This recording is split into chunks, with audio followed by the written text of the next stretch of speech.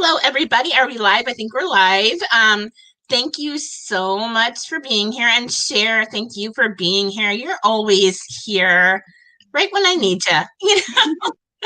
I don't know. Let me I knew I had an echo. There we go. I fixed it. No more echo. But thank you guys out there for viewing. And I do have a huge announcement. And hi, Foxy Lady. Hi, everybody out there. Callie Cat. Yeah, I think that this is something that's never been done before. And I want you guys' opinions about the case. Cher, of course, you know all about it, what I'm doing backwards and forwards. But in 1983, there was a woman named Diane Downs who experienced a terrible tragedy, a shooting. I don't know, does anyone out there, show of hands, does anyone out there know who Diane Downs is? It's a huge, huge historical case about, well, here's what I know. I mean, for all these years since I got into true crime, I believed she was guilty. What do you think about Diane Downs, Cher? Yeah, I mean, yeah. Yeah, go ahead. But the big, huge announcement is that I am working with Diane Downs' brother, James, and with Diane to write the book about what happened that night from the brother's perspective with Diane's input. Now, she's also, fingers crossed, I'm hoping she'll do it, is going to write the foreword for the book. And we're brainstorming title. This is a huge honor because it's a giant case. And, you know, she was this infamous supposed killer for the last 40 years. That's what I've thought of her as until I started talking to her brother. Now, again, Cher, what do you think about the Diane Downs case? Okay, I thought, obviously, watching it and watching, I knew this case from watching the Farrah Fawcett movie. Yes, the Farrah Fawcett movie. Right. What was that called again? I can't remember. But it was Small Sacrifices, which was the name of the book written by Anne Rule about the case. Yes. Yeah. So I always thought she was guilty. But yeah. Why would she drive to a hospital is the other thing. If she wanted her children dead, why did she speed right up into the parking lot of a hospital, waving nurses down? Like, if she wanted her kids to die, right. I mean, in all reality, she just had to sit there on the road longer and let them die and bleed out. Wait for the children to die. Exactly. Yeah. Instead of speeding to a hospital. I agree. And that, you know, that I overlooked all that. I thought, well, yeah, she's still guilty. And then I started talking to him and boy, he makes sense. And I never believe in conspiracy theories. I think the simplest answer is probably the best answer, which, you know, Diane's story was that a scruffy looking guy did this, tried to hijack her car, and she played a trick on him and pretended to throw the keys into the bushes, and then he kind of went on a shooting spree, killing her babies, shooting her babies, and he actually shot her in the arm. But this reminds me of the Darlie Routier case, where I don't believe Darlie is one bit guilty, and I never thought she was. And I think definitely that now I know I don't believe Diane is guilty. Thank you, Foxy Lady. You're so sweet. She thought they were dead. I don't think she thought they were dead. I don't even think that. No, she didn't. No. But that's the one thing that makes it also hard to believe is the man she was seeing didn't want anything serious with her because he didn't want kids. But here's the thing. He lived in another state. Diane had moved to Oregon to be by her family, her parents, like 2 or 3 months earlier, and to get away from the man she had been seeing who was sadly married. So she moved, you know, all the way across country to get away from this guy. That doesn't make sense. Now, Susan Smith had this guy at work she was seeing, and he was married and she was married, and he said, I don't want to proceed with this because I don't like kids. You've got 2 kids. And so she did kill her children. She drowned them in the car, saying that some man hijacked her car. And now I understand, well, I don't understand it, but I think that Susan Smith had a real motive, and it was really evident that she did kill the children, and they gave, no way out. They were strapped to their car seats, little babies. So that's a similar story. But yeah, that's the thing, is Diane left him, states away from Oregon. And that's where I didn't know that either. I thought she had a guy she worked with currently that, who she was in love with, and he didn't want kids. But well, there's now, the media manipulation then right there, exactly. I agree. But I still feel like she knows. I feel as though she knows who the shooter was. I think that she might. And again, in this book, Tanya, huh? you're so funny. No, she might know who the shooter was. She may know of him. And there are a lot of theories that we're putting out there in the book. And James has done, obviously, all these years of research, and he knows, what he's got his stuff. He's got it documented. He's got it all laid out. And we're going to put, hundreds of photos and documents never before seen in the case in the book, which is just amazing to me that, I could be part of something, that is so meaningful, and that actually, kind of was one of the first true crimes I ever followed. That's important to me. But yeah, she may have known him, but I don't think she was in cahoots with him. And I don't even think she knew him, though. Well, I'm not familiar. I just watched CCTV footage of a woman who shot her son with sodium. Oh my God, while in intensive care. But I know that lady. Oh my gosh, help me, Jenny, with her name. She gave it right. She made him have seizures and everything else because she was giving him regular table salt in his not in, it wasn't in his IV. I think it was in his stomach too, but it might be a different case you're referring to. So that was horrible. I feel the same about Darlie, Foxy Lady. I do too. I feel so sorry for that woman. Hey, Leather and Lace. What do you feel about Darlie, Cher?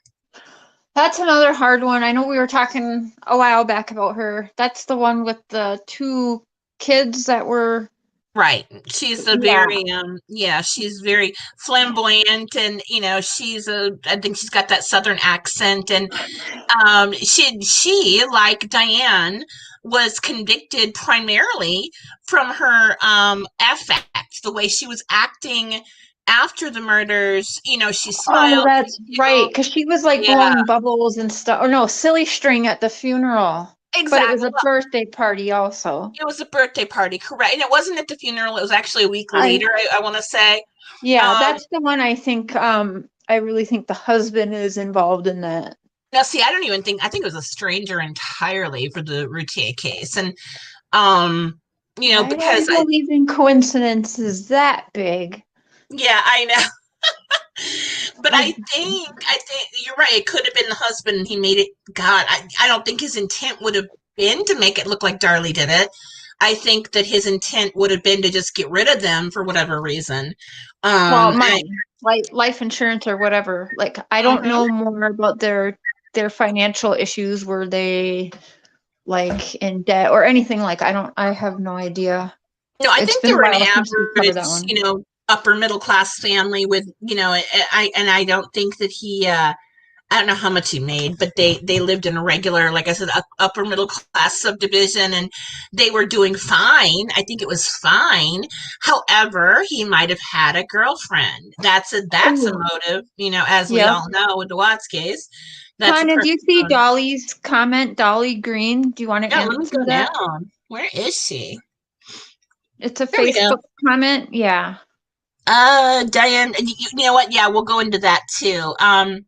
Okay. Diane's daughter did identify her mother as the shooter, but later the child said, I don't remember anything. I don't know. I just said mommy and, whatever.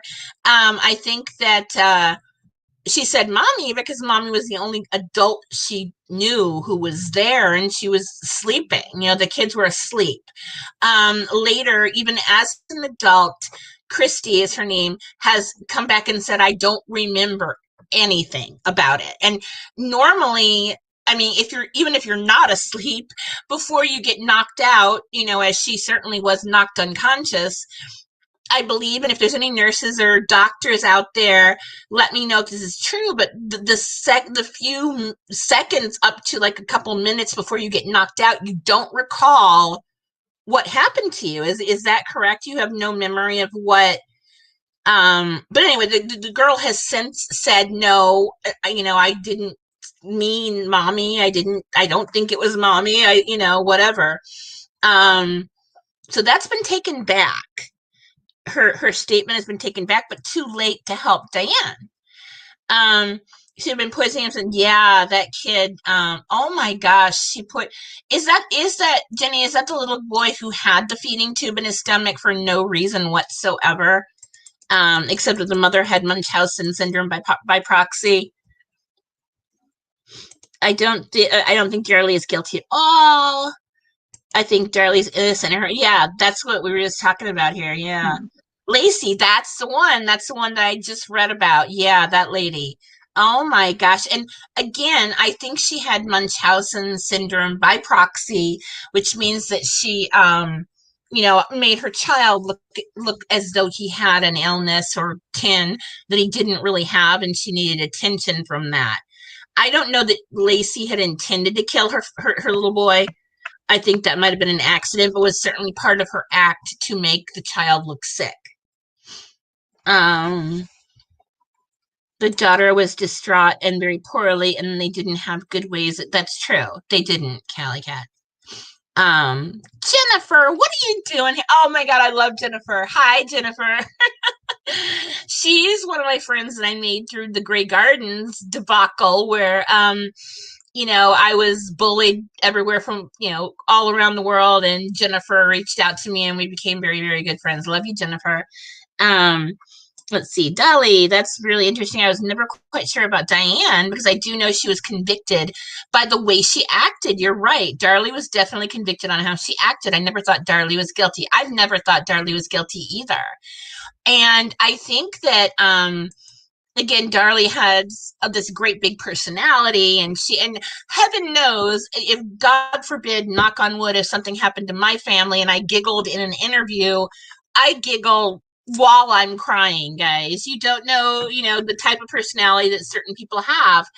And it could be a nervous thing, because I always remember, what's his name? Burke, Benet? Burke Ramsey. Burke Ramsey, yes.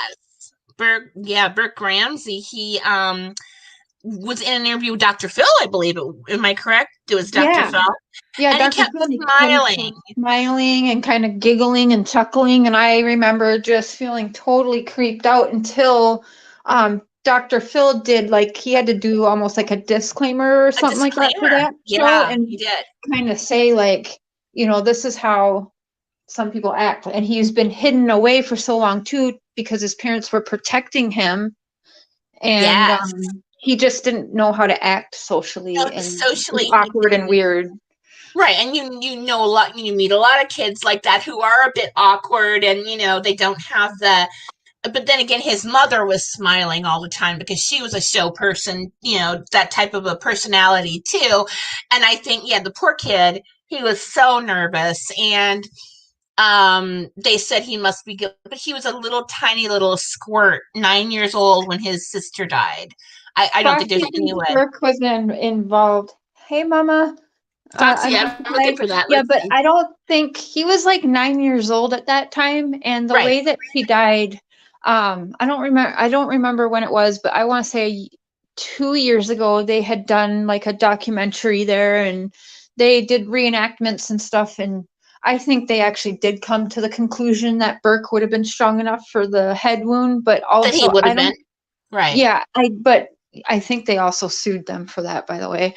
But I don't think he was strong enough nor smart enough at 9 years old to make that thing with the paintbrush that choked her. No, or smart enough or strong enough to carry it. I just can't see it. But then I hear the 911 call, and the 911 call, I swear I hear him say, like, what did I do, or something. Like, I hear Burke in that call.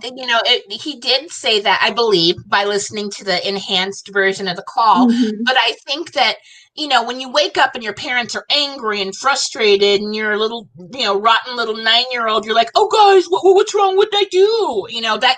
That's exactly something that a 9-year-old would say if he woke up and we were all frantic and, whatever. I could see any 9-year-old. Then they said that he stayed in the bed, though, but we hear him on the 911 call, but he said right. that They said that he was asleep. In bed. Yeah, but that's not true. Is that my Wi-Fi? He's on the 911 call. Yeah. Hi, Missy. Are you there, Cher? Yep. Okay. I don't know if my Wi-Fi was, killing me again here or not. Dolly, I can only hope I don't get judged by my lack of eye contact and inappropriate I nervous giggle, but I do the eye contact things. I like to look at people's eyes and see if they're, being sincere. And I can never tell. I get duped all the time, so it doesn't work. I don't know.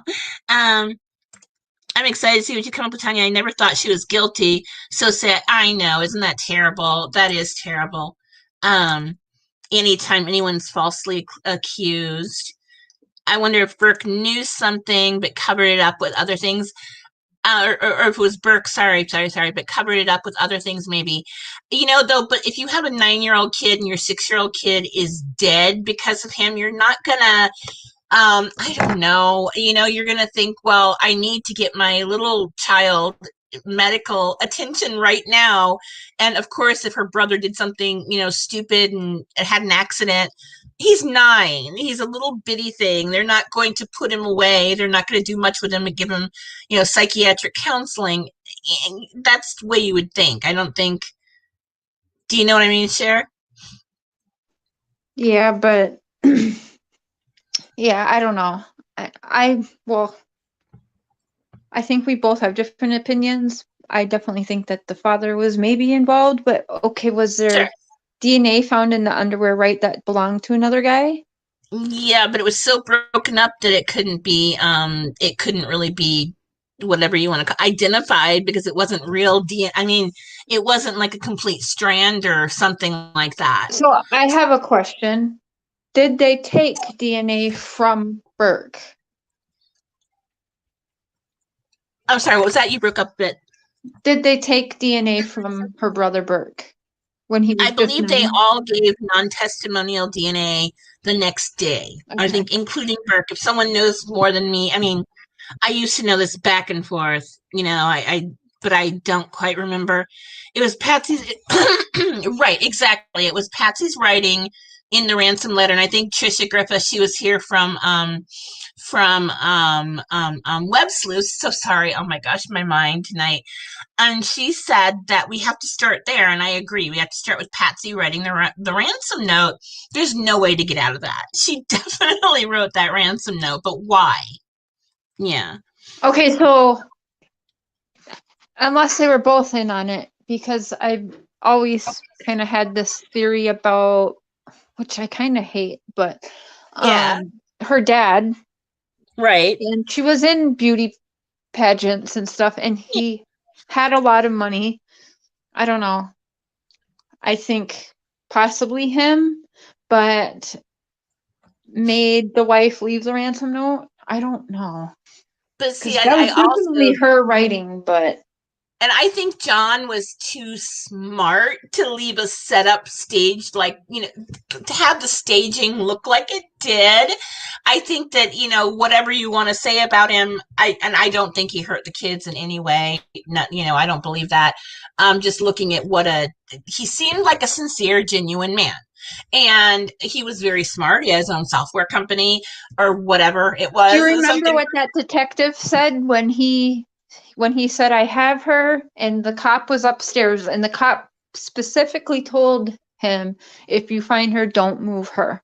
Yeah, and I know. But, right away, he picked her up and carried her upstairs, freaking out. And I'll never forget that woman's face and how she said that as soon as he walked up and I seen her in his arms, she goes, I knew I was in the house with the killer. And she said that she remembered like counting how many shots she had in her pistol or something like that. Yeah, not Jennifer. Gosh, what was her first name? Her last name, I believe, was Arndt, Arndt. Yep, that sounds right. And Jessica, I don't remember. The way that she said that, I believe that was her true feeling, because she was scared. And to say like, I just remember counting how many bullets I have, she goes, I was face to face with the killer. Like, right. But I think that the lead money. investigator said that, there's no way he was involved. That man was involved. He didn't kill anybody. But they sat there and looked at Patsy with all her histrionics and going that it was very fake. But again, this goes back to the way Diane behaved and the way that Darlie behaved. And, so many other people who are convicted because of their personality. And Patsy was another one who was outgoing and, cheerful and giggled at the wrong times and things like that. So did that cause me to start to think she was guilty? I don't know. I don't know, which I feel terrible if I did. And she was never, but she had to have written the ransom note. And I think that John, again, being smart enough to run his own business, successful business, actually, that he would say, this looks ridiculous. Let's try something better. That's the only reason I'd eliminate John. And see, I don't, because he had a lot of money, and I'm well aware that a little bit of payoff would make anyone go, I mean, if you believe in corruption at all, he had money. That was a well-off family. So I think they were, very well off. And I know he did have the money, but gosh, I don't.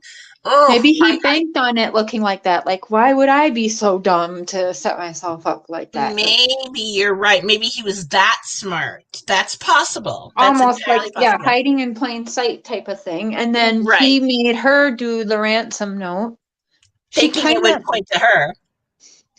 Not really. Yeah, maybe to point to her, but I guess so she would shut up. I do think there was. I think there was some sexual molestation going on, and I believe that the mom knew about it all along. And yeah, I do. Wow. It seems to be the men that have money and power like that are into those things. So. Oh my God. What about I'd never let my little girls be in beauty pageants strutting around looking like little No. And like I said before, my daughter, when she was actually 6, my Natalie's daughter, who was 10 years older than her, and she had gotten these flyers for a beauty pageant, and she gave them to Allie, and Allie was freaking out, wanting to do it. And I'm like, oh God, no.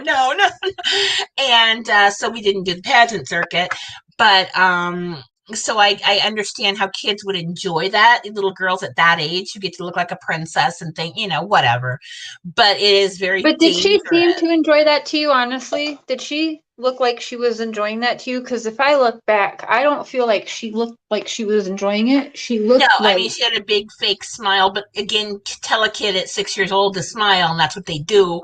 I don't know. You hear some of the home videos you see, and you can see like she was Patsy's little show pony, and you could see she just wanted to be a little girl and run around and play, and she couldn't because she was like a China doll. Yeah, I know. And I know that the poor little thing, she was a tomboy, she was she loved being outside. Yep. Yes, she did. And I hear that, she was a brilliant little girl too. Which it's just also horrible, just horrible. The 118,000 that was requested on the note makes it definitely seem like Patsy wrote it. Thank you, Missy. And I think that just looking at the handwriting, you can compare it. They did compare it to her known samples of handwriting, and it was her handwriting. I'm sorry. The exact amount of money that he got for his bonus. Kelly Cat, there was evidence that she was molested and had been for a while. I guess we don't know who spent a lot of time with. Oh God, I hope not, guys. I hate to hear that kind of story. Oh, thank you, Harry. I'll be very interested to read your upcoming book. Just finished a 10-part podcast about Diane, her brother. Oh, yeah, he's a great guy. I really like him. He's a really nice, easygoing, guy who he knows his stuff, though. Boy, he really knows what he's talking about. Um, the ransom note for the amount. Yeah, exactly. The same as his bonus. Yeah, but would John do that? I don't think that an upwardly mobile businessman would. But again, I think it was part of it. Like, why would I be so dumb to put my exact check? Like, no, it's not us. It can't be us. Well, yeah, and that's what I'm thinking, that it's not. You're right. You're right. But it's Patsy's handwriting. How couldn't they have gotten a typewriter and did it? I mean, that would have. I don't know. No, I think also it was somebody that knew her good enough to know to give her pineapple and milk. Yeah. Right? And that's a weird thing to know. That was either Burke, Patsy, or what was the dad's name? John? John Ramsey. Right. So I think I think something happened with them too. He accidentally killed her because of how old she was now. She was getting older. She was probably fighting back or going to talk. And Patsy knew about it all along. And she would also be in trouble if she was to ever say anything, because if the parent knows what the dad is doing, you're just as bad, right? So exactly. Right. And I think I think Patsy also had no choice. I kind of feel John controlled the whole situation. That is entirely possible. I know. I don't know. But if you guys have read, what is it, Steve Thomas, his book about the case, he was the lead detective working on it. And boy, he lays it out exactly as I've always seen it, almost point by point by point. And I know a lot of you guys have heard this before, but years ago, probably it was right after, during the John Bonet case, I joined a few different internet, pages about true crime, and Websleuths was one of them. But my handle was Wolf Mars Girl, and that's a funny joke. My husband, when he was a teenager, I'll tell it sometime. I think I already have. But so if you guys remember me, give me your hat. Because that was so many years ago. And Tricia and I go way back, at least 25 years. And again, she is from Websleuths. She's got, I think I've got her linked below. She's got an awesome channel if you guys want to go show her some love. And Cher, too. Oh my gosh. Cher's Voices Behind the Wall, and she's amazing. Obviously, she's awesome. But let's see here. And just do not get married in Colorado, Missy. Yeah, I was gonna say, goodness gracious. Don't get married and move to Colorado, because your husband will kill you. He will definitely kill you. Oh, you know what? Hold on 1 second, Cher. Keep talking. I gotta take a message here. Hold on. Okay. Yes, Callie, because too, right when, the investigators were at the damn house and he was in the other room still planning his vacation and telling the pilot to fuel up and get ready to leave. Who the fuck does that?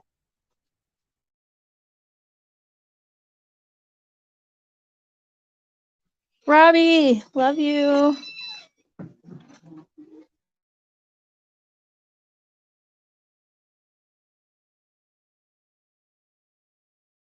You guys John and Patsy are both passed now, right?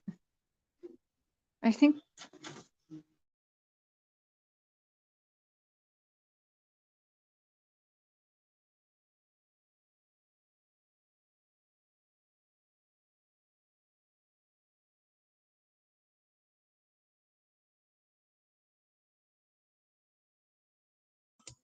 Sorry, guys. I'm still talking to somebody here who's very important to the case, of course. And if you guys want to hold on for one more second, let me see if I can get him over here.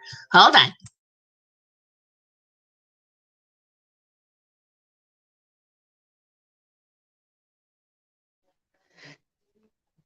Yeah, we didn't see the cameras in that damn Denver airport.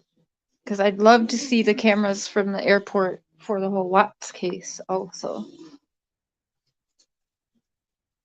Patsy. Yeah, I think it was both of them. I believe Patsy knew everything that was going on. Although, if anyone knows Sylvia Brown, the sidekick, she used to say it was some kind of like teacher or instructor. I'm going to go back and look at it from a different perspective. Yeah, if you go back and you watch the like the interviews where they're sitting on the couch and they're talking and you can see Patsy and John are holding hands and stuff, and yeah, you can see they're both denying it. They both continue to deny it, and I think analysts said that they kept straight faces, so they must be telling the truth. But if you go back and watch, John does a lot of the talking and kind of has his hand on Patsy a lot, and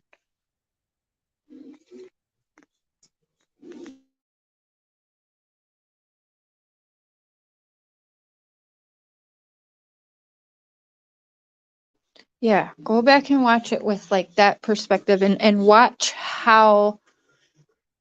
who's doing most of the talking and how Patsy's kind of acting. Got to remember that it is people like John who have the money and power that are doing those kinds of things.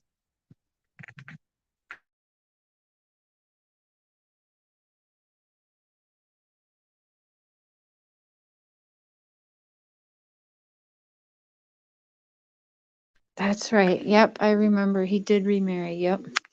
And I think he got cancer as well. Or did Patsy die of cancer? But I thought John had it too. Because I always thought that it was karma. I remember when I was like, well, that's karma gotcha.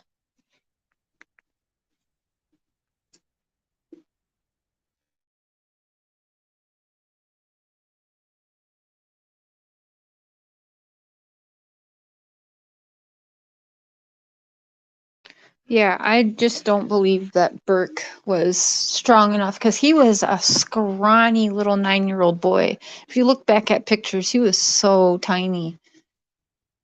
You know, she had Patsy didn't like she was always watching at least John Benet's eating and her weight and stuff like that. And if you look back too, yeah, I mean Burke was super tiny. I just don't think he was strong enough to have the force that was needed for strangling her and the head injury. He wasn't big enough for that.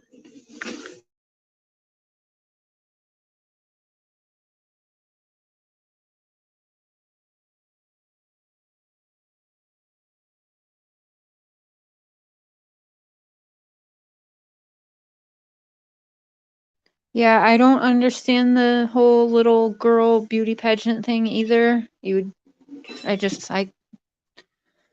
Yeah. Other than to prance your young daughters around for sickos is all I get from it. I don't know, because it's not appropriate in my eyes anyway. The little girl who played Ducky on The Land Before Time. No, but I do love that movie. Those movies. Hey guys, I'm so sorry, Cher, you're amazing. We're trying to get Diane's brother to come on. Hold on 1 second. I'll be right back. I'm not going to mute myself, but hold on.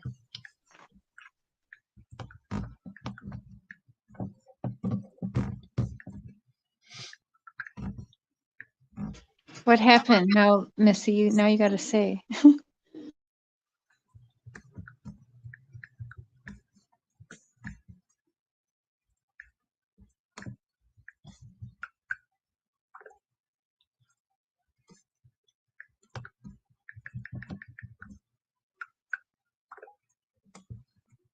Sorry, I'm trying to walk Diane's brother through how to get into StreamYard. You know, it's kind of funky when you haven't done it yet, but look at that. He's here. Oh my gosh. James, hello. Hello. Can you hear me? Oh my gosh, I'm so thrilled to have you here. Thank you for jumping in. And this is my dear friend Cher. She's my research assistant for, most of my books that I'm actually working on right now. Yeah, so thank you for being here. I've been talking all about everything that we're getting ready to work on. And okay. Yeah. And I told the story about how I used to think Diane was guilty. And, that was, I told them the story that basically you've convinced me otherwise. And I appreciate that. But yeah, we're working on this thing together and I'm thrilled. Cool. Yeah. There goes I was talking to my sister tonight about this, actually. Not Diane, but my other sister. Sure. And I think we'll probably get into it the next time we talk about, the version of events, and how sure. I mentioned that I didn't really necessarily believe them. Right. And I think that, anyways, we'll just talk more about that in the future. And it's like, why was she there that night? You know what I mean? Yes. It's like, why did she have her kids out on a school night out in the middle of nowhere? Right. Why isn't, my sister's user, why isn't she dead? From protecting her kids. I think that she just jumped in and drove away. I think she got away too quickly for this fool to know what to do. Or, I think that she just slipped out of his hands and she was an adult and the babies obviously were not. Mm-hmm. But again, I think, and I don't know, Cher, if you've done this before, but when my daughter was little, I would throw, and Kelly, my husband, was over in Switzerland or on a business trip somewhere. I'd throw her in the back of the car and we'd go for, these weird midnight rides where we drove around forever and we'd sing and, have a fun, wonderful time. And I think that's what Diane, was sort of used to. It's my kids and me against the world. Let's just go for a ride. I've actually done that multiple times. Yeah. Especially when some kids, that's how, I've done that a lot. Yeah. I know. And my daughter would fall asleep too. But I think that's a mother thing. I don't know that dads would necessarily, they'd take them to, do whatever, play somewhere rather than, I think, but I'm not trying to stereotype dads out there. Sorry. But yeah, and I think that with all the information that you have and whatever Diane can contribute, this is going to be an amazing book. I really think so. And I'm so honored that you've allowed me to tell the story. I'm glad to get the story out there. Told, yeah, definitely. The truth. Definitely. The truth of the matter. Right. Which is something. Yeah. And I think that the only story, the only thing I've ever heard it is wrong. It's been completely. And we were talking for a minute about how I think Darlie Routier is a lot like your sister in the fact that they both have this, personality where, like I do, where I laugh at the inappropriate moments and I'm laughing while I'm crying. Sometimes I think that the personality that Diane showed, at least on camera, was what ensured her conviction, at least in the public eye, which is a shame. Yes. I would agree. Yeah, definitely. And so that's, one thing that, has always bothered me about Darlie. And that's what, bothers me about Diane now that I have come to the conclusion that I don't think she did it. I really don't. Be honest with you, I just know the evidence shows that she didn't do it. Yeah, you're right. Everything that you told me about feelings. I feel the same way with sisters. Like, the shaggy-haired stranger story, really? Yeah, right. But maybe he was a shaggy-haired guy. I don't know. Sure. Well, I'd imagine a lot of country, guys out in the country have nothing to really, cut their beards for when they're working in the field, whatever. No offense to farmers. Was it I guess you can't really follow like what the movies and stuff said about it, but wasn't she like into kind of bikers who were kind of straggly hair? No. I thought it was like a biker she was dating. Right. That's what Anne said. Anne said that was her type or something like that, the one she described, but no. Okay. No, she was, she really didn't have a type. She had the one that wanted to pay attention to her was her type. You know, I mean, it's like, my sister used the wrong word and said, she was a bit of a whore. It's like, and she had her marriage was not a wonderful marriage.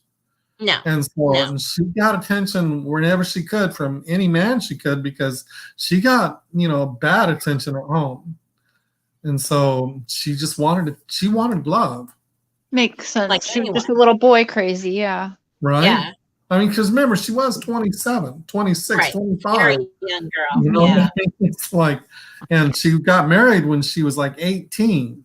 Oh, Married to an abusive husband and a controlling husband. And when she got her voice, it's like she was out there. Oh yeah, definitely. And I think why not? Why not? Especially to make up for the injustices that she got with her husband. I mean. Right. Yeah, exactly. Right. She was looking for the right kind of man who would be a genuine partner and everything we all had looked for, at that age, I think. She was just looking for attention. Yeah. Yeah, definitely. And like I was telling everyone, Diane was shot in the arm, and but her kids were shot. And one thing that doesn't make sense, even to the naysayers, is that why would she drive these babies to a hospital instead of that's what Cher was talking about. Yeah, and especially because she was new to the area.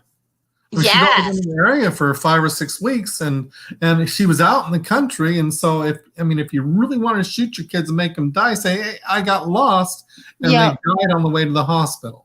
Exactly what I was saying. That never sat with me right either, because she didn't just drive to the hospital and pull in a parking lot. She started screaming and waving people down. Yeah. Trying to get them to come out and help her babies. They even said that in the movie, obviously, right? And which was true. Yeah. Right. Yeah. And that's what I was saying the other night. I don't know if I was talking to you, James. I talk and talk and talk, or if I was talking to my mom or my husband or what. But I think it was you, that the way Farrah Fawcett portrayed her in that movie, I think she did a great job, because she showed that Diane's personality was a little quirky, but that she wasn't really, in my opinion, that she wasn't really guilty. Now, this is watching the movie for probably the 20th times in the last 30 years or whatever. But I got that impression now when I've looked at the stuff, you've got and listened to you talk. And so maybe I didn't get that impression watching it earlier. I don't know. Since you're bringing up the movie, I'm just gonna say, because the infamous thing is that "Hungry Like the Wolf" song, and how she was kind of jamming out in the courtroom, right, James? Actually, during the closing statements, I wasn't there, and that's when they say it happened. Okay, I've seen footage of it. However, I never really held that against her either, because I quite love that song, actually. And if it is like one of her favorite songs and that was in the courtroom, I don't know, music helps me with anxiety and stuff, and I think that's all. Like, it looked to me like she was just trying to not be there, like here's the crazy part that I was talking today about that, actually. The song "Hungry Like a Wolf," everybody knows it because of that, right? So you think, it's like, why was that brought up? Who brought that up? And because there's only 2 people that could have known about that song, and that would be Christy and that would be Diane. Yep. And so you would assume it was Christy that brought it up, right? Her little girl. Yeah. And so, because Christy testified against Diane, saying that she's the one that shot her. Yeah. Okay, well, the song "Hungry Like the Wolf" was actually not brought up by Christy, because they asked Christy if there was a song playing on the radio, and she didn't say anything. He says, "Well, do you remember a song?" And she didn't say anything. He says, "Well, was it Hungry Like a Wolf?" Fred Hughey, the man that adopted Christy later, is the one that said "Hungry Like a Wolf." Christy never said never left her lips, hungry like a wolf. Right, and she has So sort the of only said, one sure. that was brought up is by Fred Hughey. And that's because it fits part of his story, is because if the song was playing on the radio, the keys had to be in the car. And she could not have faked throwing it, like throwing the keys, if the keys were in the car. And so her story doesn't work because Christy said, which she didn't, but they're saying Christy said that she said Hungry Like a Wolf was playing.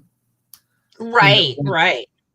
So, I mean, it's just one of the many lies told by. Yeah, it's horrible. That is so odd. And that's how they even, adult people, they'll get them into an interrogation room. And by the end of the interrogation, even if the person is not guilty, they may have even written out a confession. Because it's so grueling. And, for a little kid to say, yeah, okay, that's the song, whatever, that's different, so different than her saying that was the song that was playing and that she distinctly remembers it. No way. Right. Now, Harry is asking you, James, if you could talk about the witness who claimed that Diane drove very slowly to the hospital. And we talked about that today. Yeah. Yeah, Joseph Inman.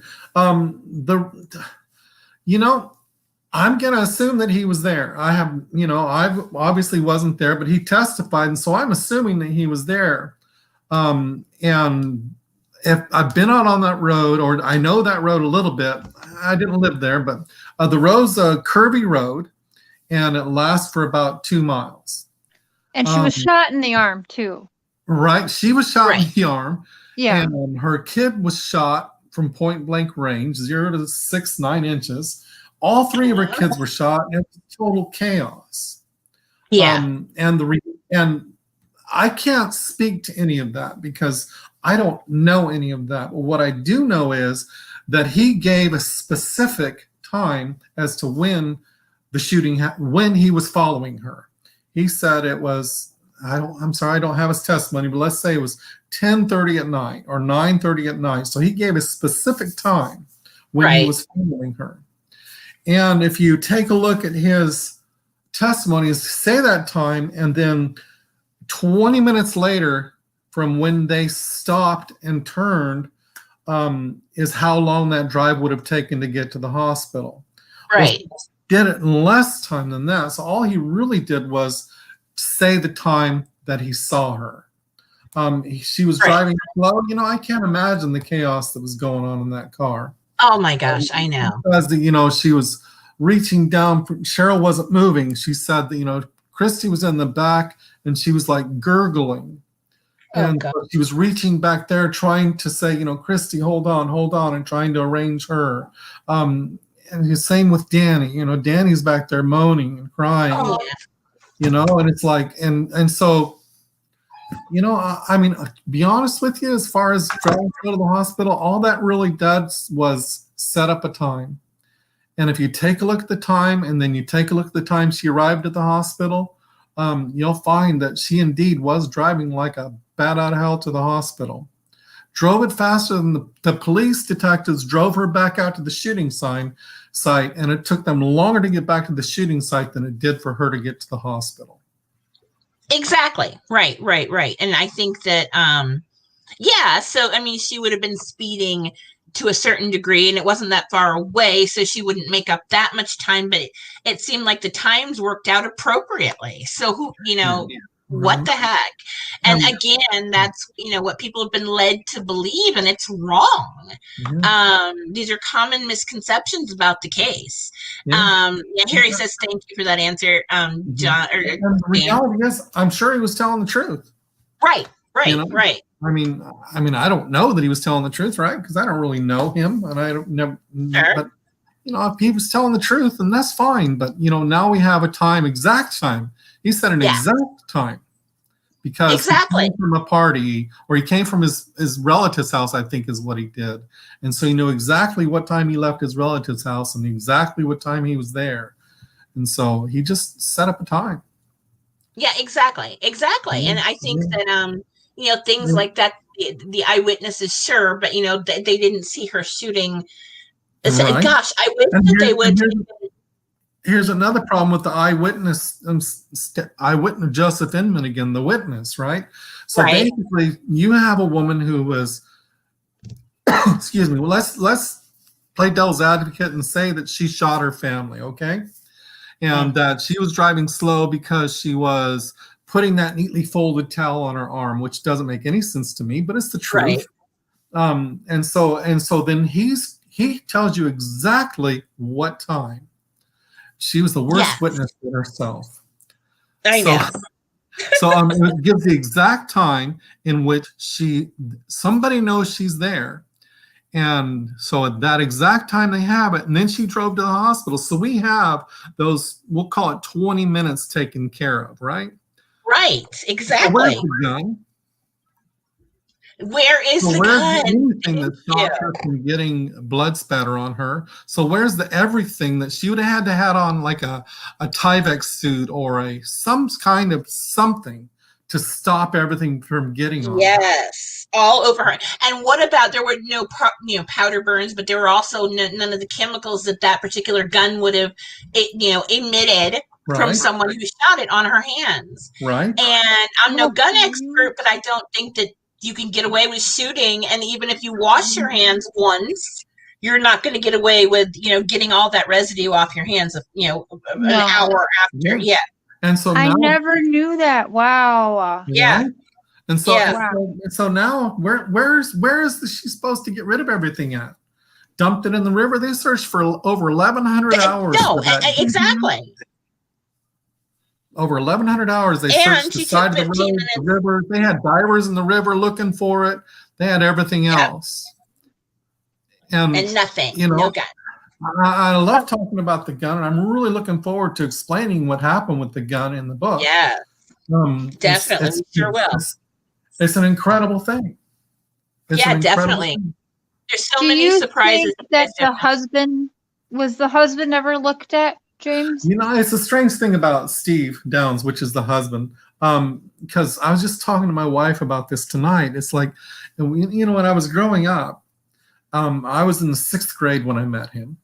And so he was a junior in high school, I think, or maybe a senior. And he dropped out of school. But anyways, I looked up to him, right? He was the first male figure that I ever had a crush on, besides my dad, right?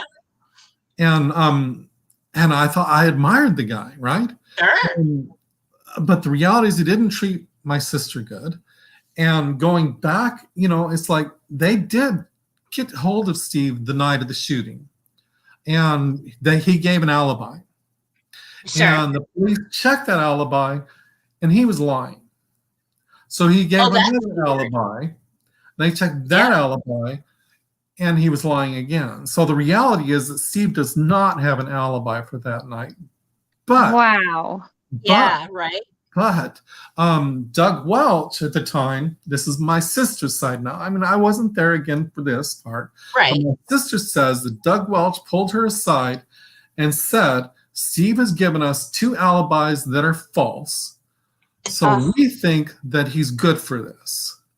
Wow. So we need you to say he did this so we can try to figure out what happened. And interesting. She said it wasn't Steve. Nobody might have been in the car. He might have been driving the car. I'm not, but it's like she said that it was not Steve who did this. I mean, she had it right then. She had her out right there, but she wasn't willing to take Steve and throw him under the bus for something that he didn't do. No, exactly. And throw her under that same bus she might have. Of course. And I think that, again, we were talking, we'll talk about it a lot more in the book, but there was a vehicle parked, kind of crooked on the street ahead of her, or was it behind? It was ahead of her.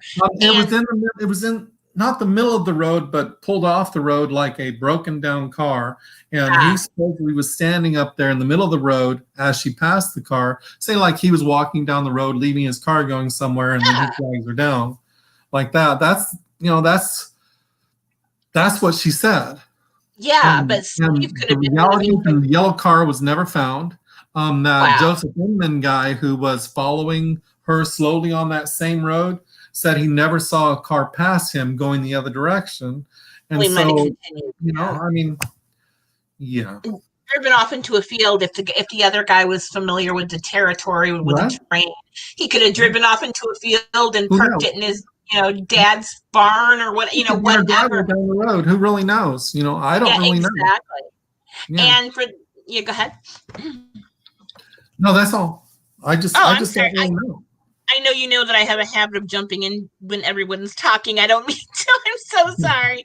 But Karen just got here. And for anyone who just got here, this is James. He is the brother of Diane Downs. And James and I are embarking on a book project as of, last week or whatever. We're starting it about Diane Downs and more or less her perspective of the case. But what her brother remembers and knows about the case. And boy, he's got tons of evidence that, in my opinion, would completely overturn at least what the public thinks about Diane. That's why I'm so happy to write this book. And, it's just an honor to be able to help her, If you don't mind me jumping in there real quick. I think you used the word incorrectly when you said her perspective of the case, because I do have some things but really it's just about the truth. It's about the truth, right? It's not about perspective. It's not about thought process. Right. It's about, because if you take a look and you judge this with emotions or by a movie, there is absolutely, positively no doubt that she did this. Yes. If you judge by emotions. Because, again, why was she there? It's like, why? It was a school night, man. No, I know, but again, my daughter, and especially to get her to fall asleep when she was younger, we'd go for that ride. Yeah. So, I think that maybe that's what Diane's thought process was too. I don't know. Do you see Jenny May's question? No, I did not. Where is it? Left. Does her daughter still believe she did this? I don't know. Are you talking about her daughter that she You're talking about Becky or Christy? Becky Babcock, the 2020 thing? Yeah. I actually met with Becky back in February. And so yes. She does believe that now Becky, that was the daughter again who she had while she was incarcerated, and she relinquished her for adoption. There you go. Right. Yeah. And Miss Mensa, I respect James very much, and I think that she was judged unfairly about her lifestyle and everything. But I think she's guilty. Sorry, James, your sister isn't. It's fortunate, and I think that that's what I thought up until I started talking to James. And I don't. Listen, I'm trying not to blow smoke, man. No, you're fine. I just think that. Even if you're obsessed with, it's just, you got to look at the truth. You got to look at the facts, man. You got to not judge with your emotions. If you're on a jury, and that's something I was talking with Becky about. It's like, what do you think is the most two important things? What are the most two biggest things for why she's guilty? And the number one thing that she had, why Diane was guilty, is the way she acted. Yes. And I said, I agree. What? It's like, you cannot put somebody in prison for the way they acted. No. And obviously you can. Yeah. Look at look at Darlie too. And Diane and but the reality. And then I said, well, what's the second thing? How about a physical piece of evidence? And she came up with that same question: is why was that guy following her slowly? Why was she driving so slow on the way to the hospital? And again, I explained it already. So she wasn't driving. That's the thing, is that if anyone knew this evidence, and I can't. Right. Oh my gosh, I can't. Why not talk about the gun? Why not talk about the blood? Yes. Show me something where she did this besides how she acted. Exactly, and you've got so much evidence, and obviously we want to save a lot of it for the book, but about that gun, people are going to be floored when they hear the true story. Yeah. They've known where it's at since 1984. Yeah. Oh my gosh, that's insane. Yeah. And there she said, someone asked if she's going to get out of jail. No, she's not. No, she's not. And she's still beautiful. I saw some pictures of her recently, and she's such a beautiful girl. For a 65-year-old. Oh, definitely. I know. Yeah, lovely lady. And that's I don't know, the people that are in this group right here, I don't know how old any of you are, and I'm not really caring, but she was 27 when she was attacked. Yes. Oh my gosh. Now. Oh my gosh. So, I mean, she doesn't even know what a computer was. Yeah, of course. No, the internet is. They're kind of holding some stuff back right now, Mensa, but yeah, they'll talk about that another day. Yeah, we are holding some stuff back. I don't want us to talk about every tidbit in the book, because I do want you to read his entire what he's got to offer, and it'll be better in a book because obviously you can mull over it and look at the evidence. And like I said, we're going to put a lot of the evidence right there in the book, in addition to photographs and lots of other stuff that people probably haven't seen really. So that's going to be amazing. I'm so glad that and you can go to DianeDowns.com. That's true. You can. Right. You can definitely. Hold on a second. Getting more messages, and I don't know who. Oh, yeah. Okay, sorry guys. Inappropriate break there, but okay. And what I'm going to do too, James, is I'm going to retitle this video, since now the cat is out of the bag and everyone knows what we're working on. I want to retitle it so that everyone knows what the video is about. We were talking earlier a little bit about how it was a little vague, and I agree. And I did that on purpose so people would jump in here and realize what we're saying, figure it out. But yeah, the whole truth and nothing but the truth, definitely. Yes. Yeah. And again, it's just crazy, and I'm so happy that you're taking the leap of faith with me, and that I know we're gonna do a great job. I do, and to give credit where it's due, certainly my friend Russ, who's also a friend of mine that I've known from Grey Gardens, he sort of connected us, which is awesome. That is so cool. Yeah, definitely. But oh my gosh, thank you for jumping in. Thank you for being here. I didn't want to bug you, but maybe we can definitely, if you're willing and open to do this, we can do it again next week or something. I think that'd be a great idea. Very much so. And if somebody's willing to listen, I'm willing to speak about the truth. Exactly. It's not going to be a lot of fluff. Nope. Fluff, I'll tell you straight ahead. It's like, I don't know this for fact because, that wasn't me. But the reality is that the book is going to be a true crime. It's going to be not a book of fiction. It's going to be a book of truth. Yep. Exactly. And again, you're driving this book, and that, that you're the driver, and I'm just sort of the vessel. I don't know what the heck am I. But we're gonna get it done. We're gonna and I'm hoping we can crank it out in a couple 3 months. And I'm also working on Angela Cannon's book. She's the mother of Alyssa Cannon and the grandma of Braden, who they were brutally murdered by Alyssa's fiance, who was just arrested while we were actually on live YouTube. Yeah. So we're doing that. Cher and I are working on that right now. And, I'm thinking a couple 3 months to have everything wrapped up. I usually write quickly, and heaven knows you've got the material, James. So we're going to do very well with this, I think. Well, I'm excited. I am too. And again, thank you for being here, and thank you, Cher, too, for being here, of course. And thank you, all of my readers and my viewers out there, and my friends and family and everyone else for being here. And we will be back, definitely. I just want to say thanks to James for answering a question I've wondered since I was a real little girl with that hungry like the wolf situation. It's like very surreal to actually have you explain that to me. So thank you. Yep, it's all right. Exactly. Yeah, Jenny, we're still doing the book for Alyssa, of course, definitely. But okay, guys, have a good night, and I appreciate everyone tuning in, even though it was last minute. Jump in here, and actually, I realized no one else was in the true crime community was doing a live tonight, so I jumped in there and grabbed a quick time, a time slot, so that I wasn't, going over anybody else's broadcast. But thank you again, everybody, and I will talk to you all soon. Thanks again, James. Bye, guys. Thanks, James. See you later. Bye, guys. Bye. Bye-bye. Bye-bye. Thank you.